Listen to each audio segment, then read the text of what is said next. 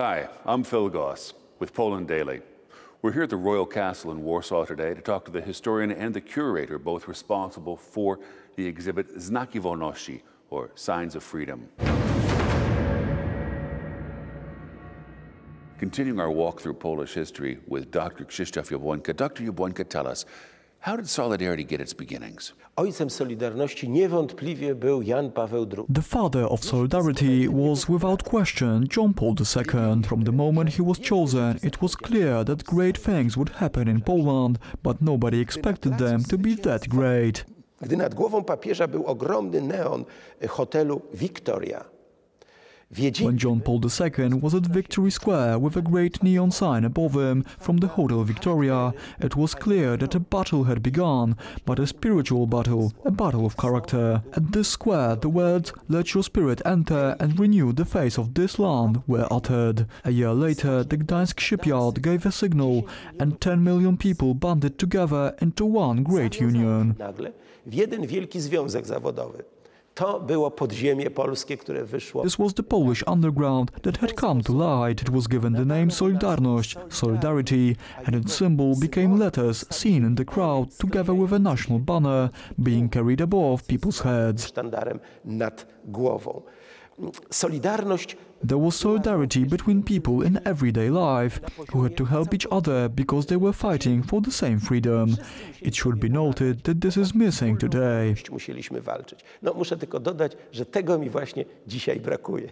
We got to a point where martial law was declared by the communist regime to control Solidarity in the various uprisings they were having, whether at the Gdańsk shipyard or in other cities in Poland. How did martial law influence the Polish people? Trzeba przyznać, że myśmy się spodziewali, że to będzie. To be honest, this was foreseen. Some regions of the Solidarity movement even prepared for this and took their money out of bank accounts. Yet when the tanks showed up on the streets, that's when it really hit home that war had been declared, but a spiritual war, a war without shots being fired. People did die, but they normally died in the crowd from heart conditions and other illnesses. The most important thing was understanding that if the communist authorities brought the army and their tanks onto the streets, they were finished, and paradoxically people were happy that this was the end of communism. Now all that was required was to wait for it to topple over. Tak, to jest już koniec komunizmu. Teraz tylko trzeba odczekać, aż on się... The declaration of war against the nation meant they had lost.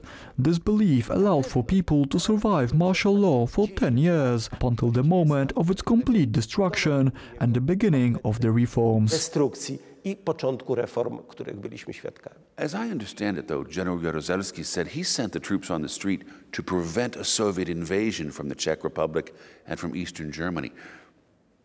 How do you look at his interpretation of that? Początkowo sądziliśmy, że rzeczywiście może być zagrożenie, zarówno ze strony Czechosłowacji. At the beginning, there was indeed a belief that there could be a danger in this. Czechów po naszym najeździe na ich kraj. Baliśmy się ze strony Although the danger wasn't expected from the Czech or German side, but the Soviet Union, although this threat had occurred a year earlier, and there were tanks and other vehicles on the border then. Ale Związek Sowiecki cofnął się. But the Soviet Union withdrew, influenced by Zbigniew Brzeziński and his very clear declaration that the United States would get involved. Zjednoczone się zaangażują, Rosja się cofnęła. In this case, General Jaruzelski wasn't trusted. He was more likely to ask the Russians for help than save Poland from them. Będzie chciał nas ratować. Martial law was against the nation, and whoever had a hand in it was the enemy of the nation and their own family. That's how it looked in practice. Własnej rodziny. Tak to wyglądało w praktyce. Thank you, Dr. Jabłońka. The 100th anniversary of Poland regaining its independence has prompted many Poles to look back at the period between the outbreak of the First World War in 1914 and the fall of communism in Central Europe in 1989. Generations of Poles fought and bled for regaining or defending the nation's sovereignty.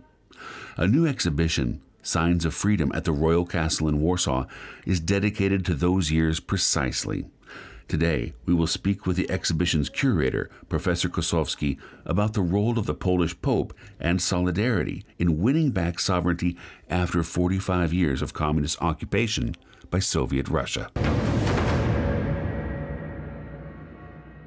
Speaking today with Dr. Łukasz Kosowski, curator of an exhibit here at the Royal Castle in Warsaw. Dr. Kosowski, when we look at the development of solidarity, or earlier perhaps the election of Karol Wojtyła as John Paul II, Pope of the Catholic Church in Rome, we can see that these are clearly benchmark moments in Polish history.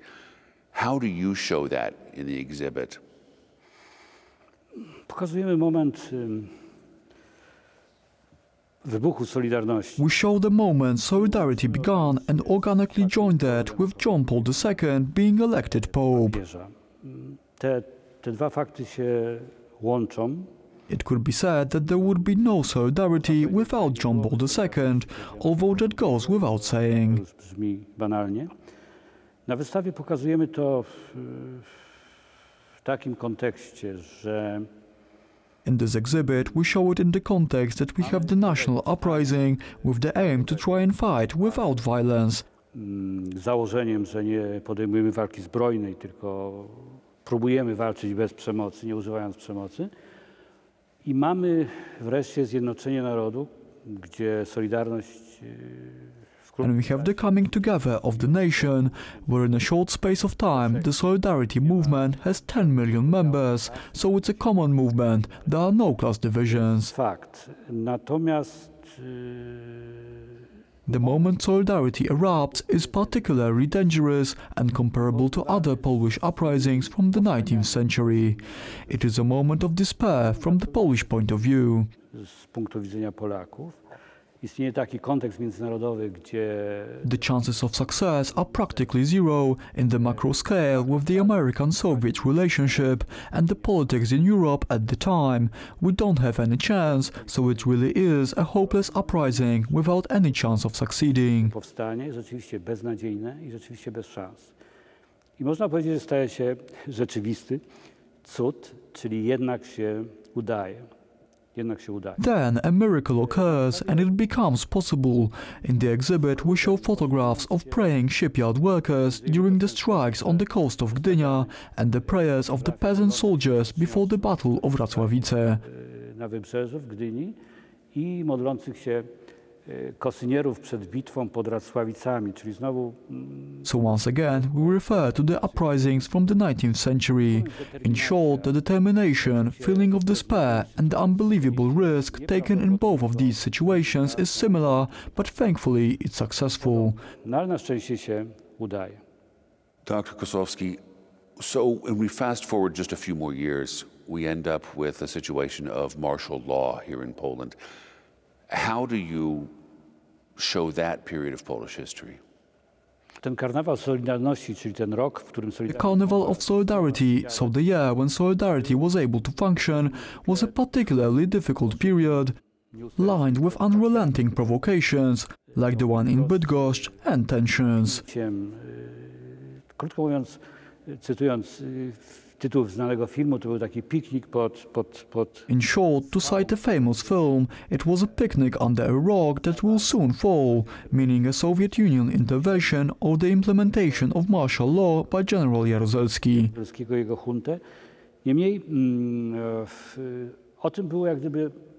Nevertheless, this was known from the beginning that the system would not allow for the existence of a free organization in its structure, this being the Free Trade Union.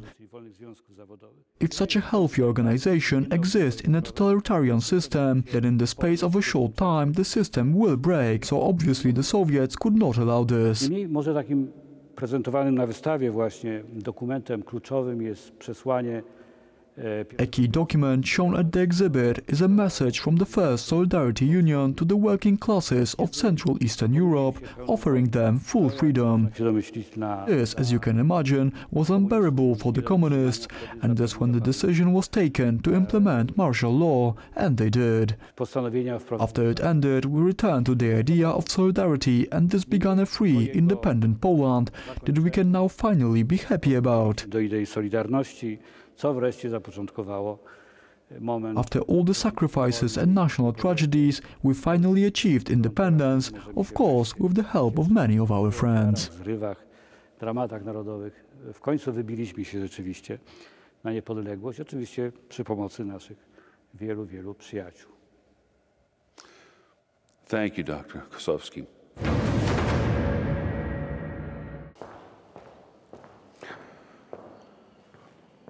We've seen some of how Poland has struggled for freedom in the 20th century.